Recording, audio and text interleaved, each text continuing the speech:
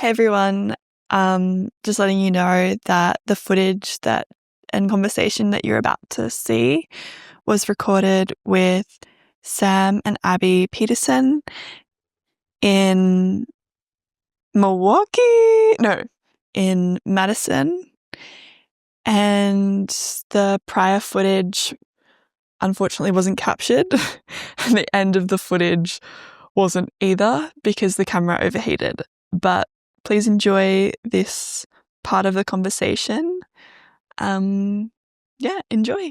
Always infinite. I would just say, I guess, there's so many things you could talk about there. One thing that stuck out to me is like you have an issue or you have a thought about anthropomorphic or anthropocentric views of reality. Sense of importance. Right. A sense of importance around that You topic. use those terms for your mother nature spirit, right? Like mother is a relational thing. That's everything, all of consciousness, the whole one thing, all for one, one for all. The leaves are no more important than the sticks, which are. I know it sounds an anthropocentric term like mother to communicate a reality that's so hard to communicate. Using the term mother is more anthropomorphic, in which, like, in order, like you kind of said with the Bible, like for us to wrap our head around what we're connecting to in terms of like quote unquote spirits, which I think there's a researcher that says spirits are a dangerous term, and I think it was for this reason, is because that in and of itself is us ascribing human like characteristics to energetics, including like the angelic realms. Well, I think there's a purpose is what I'm getting at. Oh, why totally. We use that terminology. And again, purpose, like teleology, like that I think also does have its place because like you can have a relationship with a mother, but you can't have a relationship with neutrality and stuff. Yeah, exactly. And you can have a relationship with neutrality. That's the Buddha nature. So the Buddha sits and is with the now, and it doesn't seek desire or more experience. It doesn't play in the matrix. It just is.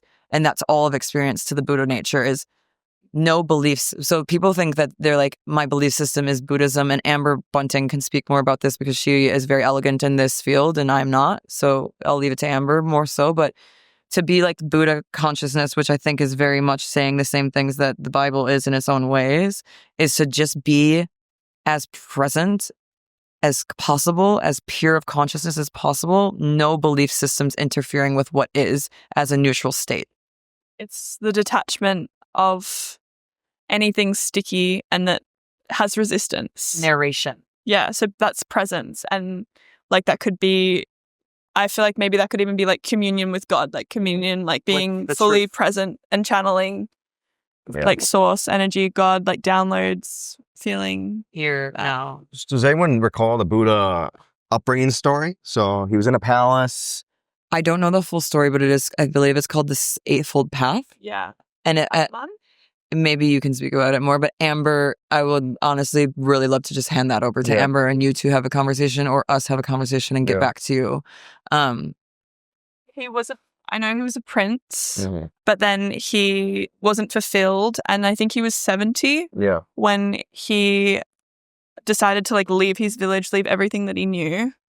And I knew that he sat under a tree and started meditating and receiving a lot of inputs. And I think there was something about the length of time that he sat at the tree and then he was like transformed, but I can't speak about it really. Yeah. So people that go to retreats, like meditative retreats, meditation is a very core practice of Buddhism, which is, again, like I think Christianity is beautiful, but I believe that it lacks altered state practices that help you come into like a lived experience with that, like these truths. Can I comment on that? Please. The Protestant church is likely your greatest frustration with. I'm not frustrated. I just want to come to understanding. Terminology, semantics. Yeah. I think if you dabbled with the Orthodox Church and saw something that was closer to the source, it's grown out of popularity because probably for similar reason that altered states have grown out of popularity. It's stigma. Yeah, I mean, stigma hard to relate to. Fear. Lack of understanding. Lack of understanding is a really good point. Lack of groundedness and guidance. There is use of the exact practices that you've communicated, not beyond just your substance usage, that of ritual and bell ringing and incense and meditation, all these things. Frankincense in the Catholic Church, right? Right, exactly. Right. And fasting and also all these spiritual concepts. But there's an idea in the Christian faith that you don't take shortcuts to spiritual experience. But then isn't there this thing, I don't know if you know about it, but like the mushrooms with like Adam and Eve. Yeah. So there is some like biblical references. Yeah, self-consciousness. Exactly. With mushrooms. Yeah, the fruit. And I think they use like the fruit is a hard word to translate. I don't like people think apple, right? Like it's fruit of the source, right? Of this tree. Mushroom. That's the tree of knowledge and good and evil. So you can also interpret that as a tree of knowledge and good and bad. And so when you take, and what happens is they take the traditional idea is that they are going to be allowed to eat from this tree. There's 3 trees in the garden. There's a fig tree, which is a whole different topic. There's a tree of life, and then there's a tree of knowledge and good and evil. So the idea is that at some point when God deems them ready, when the ideal says, when you live in proper relationship and a proper obedience to the ideal is going to grant you access to the tree of knowledge of good and evil, to the tree of knowledge of good and bad, to the capability of judgment and self-consciousness, right? But, so isn't like there's images of like the mushroom and it kind of looks like the tree of knowledge? Right. And can you comment on that? So what I would say is that what happens with what the commentary is there is that, well, obviously we know that the psilocybin could have played a role in the upbringing of self-consciousness, right? I was going to ask that too, in case you want to touch on this. I was curious, because I've done some research, but not deep. Do you think that psychedelics had their place in the Bible? So what we need to understand about these texts is that they are poetic and that they are trying to communicate the nature of reality that we inhibit. So it's like it's a word, descriptive or prescriptive? I think descriptive in the sense where it's like, based off everything that's happened, here's how we know where we came from. So like we know, like people like to ask questions like, what if we did this in the garden? What if we did this? But what's happening in these stories, it's like, this is what happened. We live in improper relationship with self-consciousness. That's why we have so many issues with consciousness itself. And karma. Right. And so it's drawing the arrow backwards where it's like, we came into self-consciousness as beings, and you should never put a limit on how God has worked through these stories, what he's trying to tell us. He's trying to tell us what's most important to these tribes and to us, and interpreting and living and existing with reality and being in a proper relationship with him. And so we reach for the fruit, the mushroom, the apple, whatever you want to, whatever gives you self-consciousness, whatever helps you frame that. We reach for the thing that grants us self-consciousness, or we come into self-consciousness through deception, through a spiritual being that deceives us, and through pride, because we were told we weren't ready for that capability. We weren't ready for the experience of self-consciousness. And so out of disobedience we reach, and then we are humiliated and shameful, and as our innate layer of self-consciousness. Like we exist in a place where we know good and bad, we know where we should be and where we shouldn't be because of knowledge of good and evil. And we exist in shame to that because it's like, you know, the highest possible ideal and you know the worst of things. And it's like, you know, you could be better. So your constant existence as a human is like trying to be better and falling short and living in guilt and pain of that reality. Death and rebirth. Right. All the time though. So like the striving. Right. Yeah. Right. Yep. And so like you're living in that tension. And that's your fallen nature. What would have happened? It's like if you study for a test, or you go into a test and you didn't study, you're going to come out of that feeling shame. But if you would have waited and you would have studied properly, you would have lived in proper relationship with the ideal, which is having a good score on that test, you would have came out in glory. And so that was God's promise, was like, you get to be in glory if you wait. With the ideals, how do you know the ideals? Yeah, that's a great question. Sorry, can I? Yeah. So this is where I think, like, when it comes to knowing the ideals, it really comes to knowing thyself. And the knowing of the self is going inward and looking outward at your reflection. Would that be a point of difference with you? Because it's like where you decide to reach for something outside of yourself. And like with my friend who's Christian, he finds like the way that I see it, because I feel like we have a very similar dynamic here, is like, but how do you trust yourself to be the knower of your ideals and your purpose? How can you always trust that? Right. And if you look to something that's telling you the stories, like, you know, if you follow that, you're going to be in a line with that. Mm-hmm. But because that's all interpretation, you're actually interpreting that differently from everyone else. Right. That's where I see like the crossover. It's like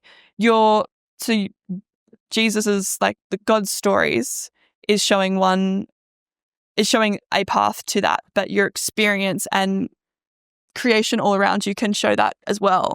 But I think maybe like organized and structured religions like Christianity is really helpful for guiding a large people towards that truth and that light, because it's like more clear and more like interpreted for you. Right. Whereas like what I enjoy is like trying to be open and listening and try and find like that inner known compass, which feels like being aligned and in that ideals. But I also do struggle with like the ego. And I'm like, I have got to be really careful here, because sometimes the ego is so sneaky and it is hard to decipher that. And I'll realize a few weeks later or whenever, like ages later, years later, and I was like, fuck, well, that's not a line. That was deception. Yeah. So it is, it is difficult, but I do think it's just an expression. Another way of expressing the ideals is through experience with God. Yeah. And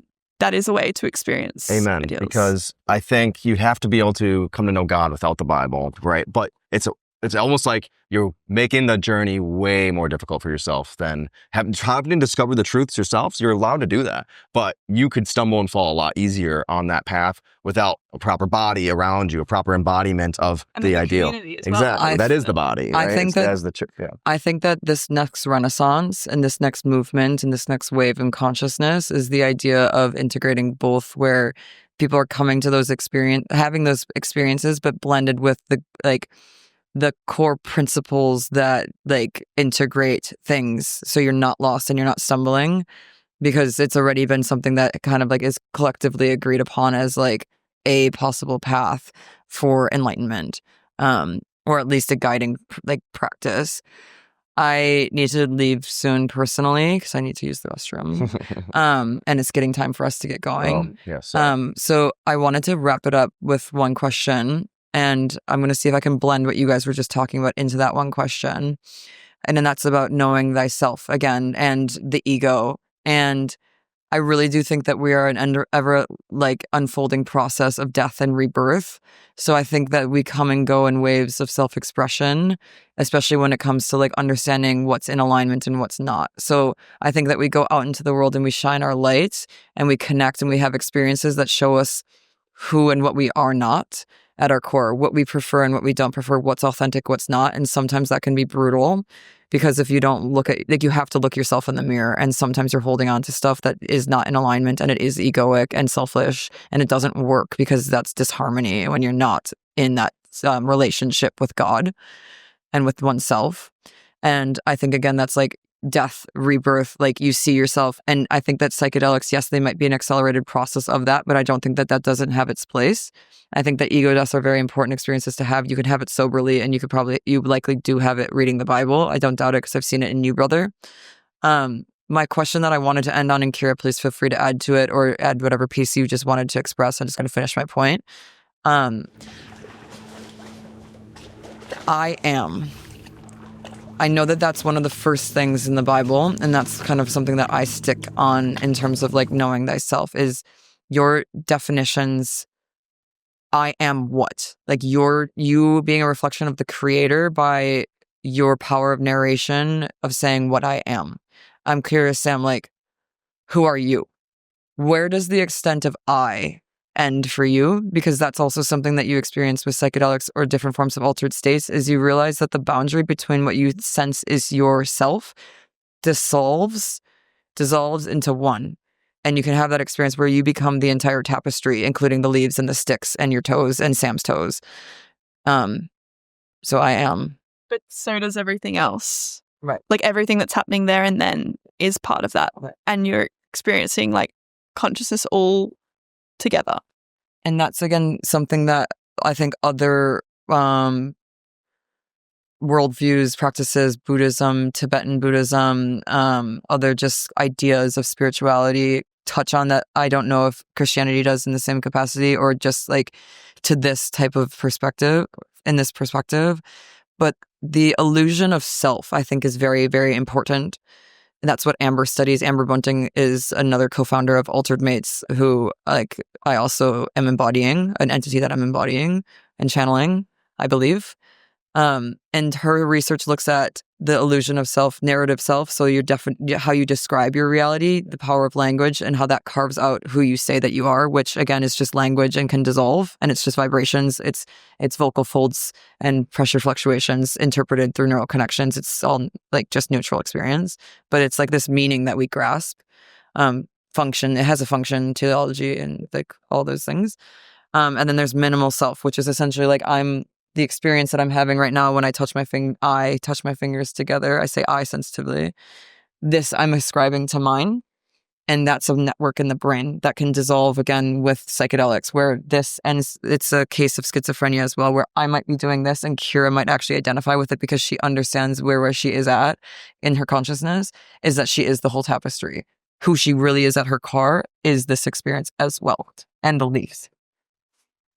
I think like what you're describing and how I see the present moment and God is like the interconnection of that. Like you're experiencing being that because you're so focused on that your self dissolves, like, and it's like a funny balance between like that world and then your personal world, because it feels like the personal I is connected to like reality, how I'm seen, how I'm perceived in this world, a point of perspective, and it's really useful for communicating with others. Limited lens.